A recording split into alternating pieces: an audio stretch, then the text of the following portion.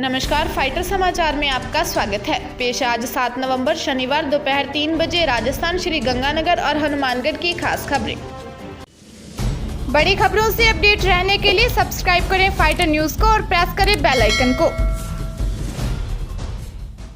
प्रधानमंत्री नरेंद्र मोदी ने शनिवार को कहा कि कोविड-19 के बाद की दुनिया बहुत अलग होने जा रही है, जिसमें सबसे बड़ी भूमिका प्रौद्योगिकी की होगी और वह आत्मनिर्भर भारत अभियान की सफलता की बहुत बड़ी ताकत होगी। मोदी वीडियो कॉन्फ्रेंस के माध्यम से भारतीय प्रौद्योगिकी संस्थान दिल्ली के 51वें वार्षिक दीक्षांत समारोह को बतौर मुख्य अतिथि संबोधित कर रहे थे। उन्होंने इस मौके पर यह भी कहा कि वैश्वीकरण महत्वपूर्ण है, लेकिन इसके साथ साथ आत्मनिर्भरता भी उतनी ही जरूरी है। उन्होंने कहा कि कोरोना का यह संकट काल दुनिया में बहुत बड़ा बदलाव लेकर आया है। श्री गंगानगर में दीपावली उत्सव की तैयारियां आरंभ हो गई हैं। आगामी 14 नवंबर को दीपोत्सव मनाया जाना है और उससे पहले ही बाजार सजने लगा है। व्यापारी अपने संस्थान को आकर्षक रूप देने लगे हैं। वहीं जवाहरनगर पुलिस थाना के सामने स्थित कुम्हार मोहल्ला में कुंभकार दीपों के निर्माण में युद्ध स्तर पर जुट गए हैं। रेप और हत्या के जुर्म में उम्र कैद की सजा काट रहे हरियाणा के डेरा सच्चा सौदा के मुखिया गुरमीत राम रहीम सिंह को रोहतक की सुनारिया जेल से बीते दिनों एक दिन की पैरोल दी गई थी। प्राप्त जानकारी के मुताबिक राम रहीम को 24 अक्टूबर को ही पैरोल दी गई थी, जिसकी सूचना अब बाहर आई है। सूत्रों ने बताया कि राम रहीम सिंह ने अपनी बीमार मां से मिलने के लिए एक दिन की पैरोल मांगी थी। वह गुरुग्राम के एक अस्पताल में भर्ती है। डेरा प्रमुख को सुनारिया जेल से गुरुग्राम अस्पताल तक भारी सुरक्षा के बीच ले जाया गया। इस दौरान हरियाणा पुलिस की 3 टुकड़ियां तैनात रही।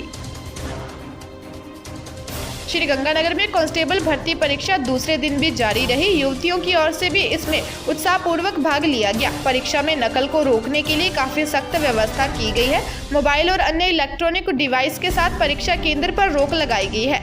ध्यान रहे कि परीक्षा 6 से 8 नवंबर तक 3 दिनों में आयोजित होगी। हनुमानगढ़ जिले के भिरानी थाना क्षेत्र में दहेज की मांग पूरी नहीं होने पर एक व्यक्ति ने अपने परिवार के सदस्यों के साथ मिलकर अपनी पत्नी को इतनी बुरी तरह पीटा कि उसकी मौत हो गई। पुलिस ने मृतका के शव का भिरानी के सरकारी अस्पताल में मेडिकल बोर्ड से पोस्टमार्टम करवाकर शव परिजनों को सौंप दिया है। पुलिस ने बताया कि झांसल गांव में रूपराम छिंपा की पत्नी द्रौपदी की सरकारी अस्पताल में इलाज के दौरान मौत हो गई। 30 अक्टूबर को वह द्रौपदी को घायल हालत में भर्ती करवाया था। उसके शरीर पर चोटों के भी काफी निशान थे। द्रौपदी के भाई सिरसा निवासी चेतराम ने रूपराम, ससुर कृष्णलाल, नंदकांता देवी और परिवार के अन्य लोगों पर दहेज हत्या का आरोप लगाते हुए मुकदमा दर्ज करवाया है। पुलिस आरोपियों को पकड़ने का प्रयास कर रही है। शिक्षा विभाग में स्थानांतरण के लिए ऑनलाइन आवेदन करने वाले 36,000 शिक्षकों के तबादले चुनाव आचार संहिता के कारण नहीं हो पाए हैं। वहीं पदोन्नत 3,177 लेक्चरर को पोस्टिंग भी नहीं मिल पाई है। वहीं राज्य सरकार ने 31 अक्टूबर तक तबादलों पर रोक हटाई है, जो कि अब समाप्त हो चुकी है। CS निरंजन आर्य के आदेश के मुताबिक तबादलों पर रोक के बाद भी अपने स्तर पर यदि तबादले किए तो इसे गंभीरता से लिया जाएगा। हालांकि राज्य हित में आवश्यक होने पर प्रशासनिक सुधार विभाग की अनुमति लेकर स्थानांतरण किए जा सकेंगे।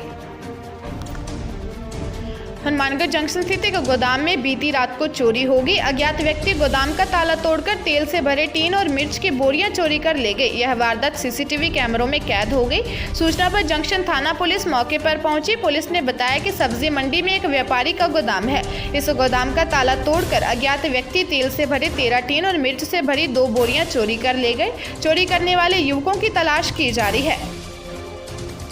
शुद्ध के लिए युद्ध अभियान के तहत अभियान आज श्री गंगानगर जिले के सादुलशहर इलाके में भी चलाया गया। कस्बे में मिठाई की दुकानों से सैंपल्स लेकर उसको जांच के लिए लैब में भिजवाया जा रहा है। इससे पहले यह अभियान जिले के अन्य तहसील मुख्यालयों पदमपुर, रायसिंह नगर, अनूपगढ़, सूरतगढ़ आदि क्षेत्र में चलाया जा चुका है। अजमेर के कंचन नगर में महिला की हत्या के मामले का खुलासा करते हुए रामगंज पुलिस ने मृतका के पति आशिक अली को गिरफ्तार किया है। पुलिस ने बताया कि आरोपी अवैध संबंध को लेकर पत्नी पर शक करता था। दोनों के बीच पिछले कई दिनों से अनबन भी चली आ रही थी। दोनों के बीच झगड़ा और हाथापाई भी होती रहती थी। घटना के दौरान दोनों के बीच झगड़ा हुआ था।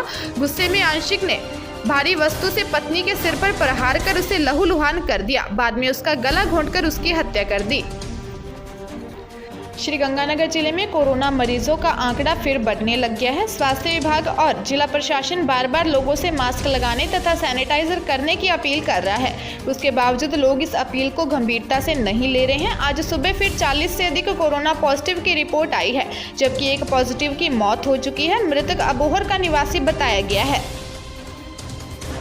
2.5 लाख की केसीसी को जमा कराने के लिए मूंग बेची और 30,000 रुपये का कर्जा लेकर गोगिलाव से नागौर आए एक फौजी ने 66 वर्षीय बुजुर्ग पिता चोखाराम को ठग फर्जी बैंक मैनेजर बनकर 1,48,000 रुपये को पार कर ले गया। वारदात के कुछ देर बाद जब बुजुर्ग को ठगी का एहसास हुआ तो उसने आरोपी के बताए नंबरों व उसके नाम पते के बारे में लोगों से पड़ताल की, लेकिन फोन नंबर बंद आए और आरोपी का पता फर्जी निकला।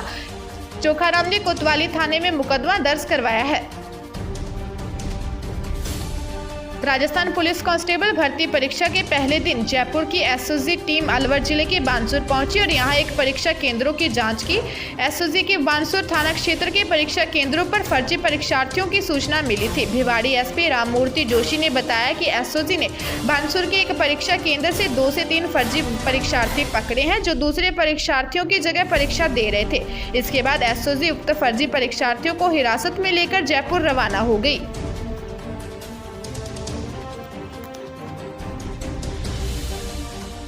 ताजा तरीन खबरों के लिए फाइटर न्यूज को सब्सक्राइब करें और बेल आइकन को प्रेस करें ताकि नई न्यूज अपडेट होते ही आपके फोन की घंटी बज जाए।